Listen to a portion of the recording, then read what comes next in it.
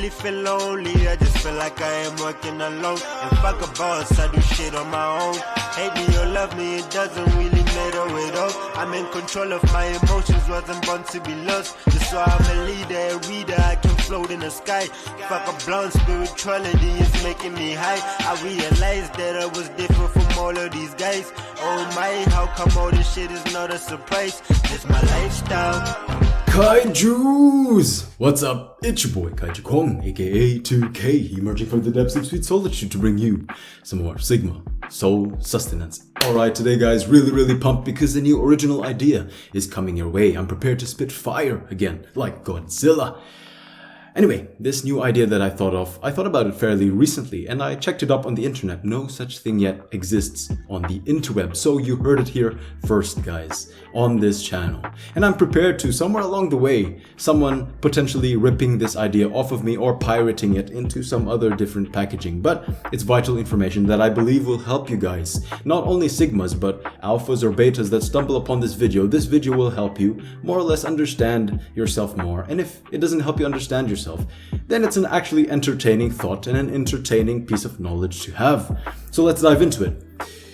Alpha, Beta, Gamma, Delta, Omega, Sigma, these are all letters of the Greek alphabet, and they are represented each by a symbol. Now, majority of men will stop right there. That's where their consciousness ends. But here I'm to say, look deeper, dig down deeper, because these symbols, the way that they are written, the way that they are designed, actually convey the type of male that they represent. They actually give you an idea of the characteristics of the male that they represent, the male archetype that they represent. If you don't believe me, let's break it down. Alpha. Alpha is represented by an A, capital A. Now, what is an alpha? An alpha is a leader or the top of the hierarchy. Now look at that. The symbol basically puts emphasis on the top of the pyramid. It emphasizes the top rung, or 1% of the pyramid, which is what an alpha male is. Alright, let's go on to delta. Delta males. Deltas, many of you don't know this, but deltas actually make up majority of the male population. It's not the beta, it's the delta. The deltas are the cogs in the machine. They are the ones who keep the matrix going on. They're the ones who are mostly, let's say, asleep to what's going on. They just go with emotions. They're the ones you see suffering from quiet desperation. They don't know how to make it out in the system, but they continue the system's life. And they make up majority of the population. Therefore, they represent the hierarchy itself. And what is delta represented by? A triangle. So it makes sense. Now let's go on to beta. Beta is represented by capital B. And many of you are wondering, okay, now how does that represent a beta? Let's give it some thought. Of all the letters of the Greek alphabet, B, aside from O, Omicron, B, it's, let's say, I'm not sure how you call it, but I will call it, for the sake of the argument, a cyclical letter, which means that when you write it, you can potentially keep writing it in eternity without repeating a stroke. And it represents what a beta male is. You see, a beta male tries to do better in life, tries to go up the ladder, and then somewhere, I don't know, he gets into his feelings, he is not good enough, or he gets emotional, something along the way. He goes down. It's like snakes and ladders. He stumbles upon a snake and goes down. And somewhere like, oh, he catches himself. He was like, okay, oh, I screwed up. Let me try to make it up again. He stops, he goes, tries to make it up, and then he fails again. Probably gets into his feelings, he got emotional, he has self-doubt. He slumps down even further, gets onto a new snake and goes down again.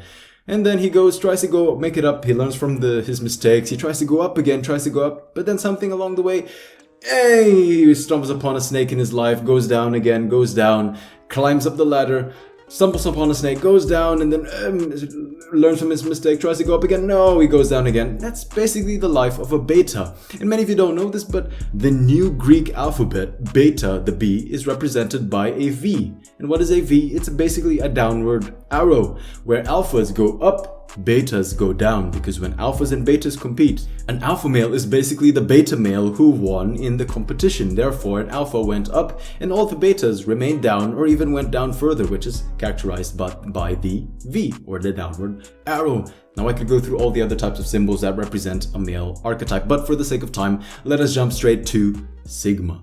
Sigma is represented by this symbol. Now many of you are wondering, what the hell is that? How does that represent what a sigma male is? Just use your creativity, my friend. Let's dig down deeper, because this quintessentially shows you what a sigma mindset in philosophy looks like. Now, what is a sigma male? A sigma male is someone who exists outside the hierarchy. He refuses to play society's games, and therefore he heads out as soon as he possibly can. When he heads out, it's an outward arrow.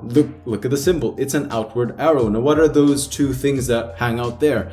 Now, sigma male, when he goes out, he isolates himself in solitude. He keeps blinders on. He focuses on himself. He focuses on whatever it be, purpose, hustle, his own job, whatever. He focuses on his inner world. He goes out and he focuses like blinder, like a horse. That's basically what the sigma symbol represents. Now I'm going to go one step further and tell you that the sigma symbol shows you what basically happens before and after a sigma male exists in the hierarchy and then disbands from the hierarchy. So the one on the left side represents what happens or who he was before he left, and the 3 points on the right side show what a sigma male will look like when he matures and when he potentially leaves the hierarchy. Now the sigma is the only letter in the Greek alphabet that has 2 lowercase versions, this one and this one. This one is used when it is written in between a word, in the middle of a word, whereas the last one, it is called the letter final sigma. It is only used when it is written on the end, which kind of makes sense because in the hierarchy, a sigma lies either somewhere in between the hierarchy, near the front or near the end, or at the end itself, near kind of like an outcast, someone who does not know himself, someone who doesn't understand himself and is misunderstood by everyone else. So there are different types of sigmas. And even when you look at the first lowercase version, what of all the letters of the Greek alphabet does it look mostly like? It looks like the lowercase version of alpha. Therefore, that's why sigmas are known as alpha-like, but it is just missing that lower tail that probably symbolizes its connection to the hierarchy. A sigma's lowercase version just points up. He thinks outside the box. He wants out of the system. But since he kind of looks like an alpha, he believes he's an alpha, but looking at other alpha males, he knows he is not quite on the same vibration or frequency as they are, because he just misses that lower tail that connects him to a hierarchy.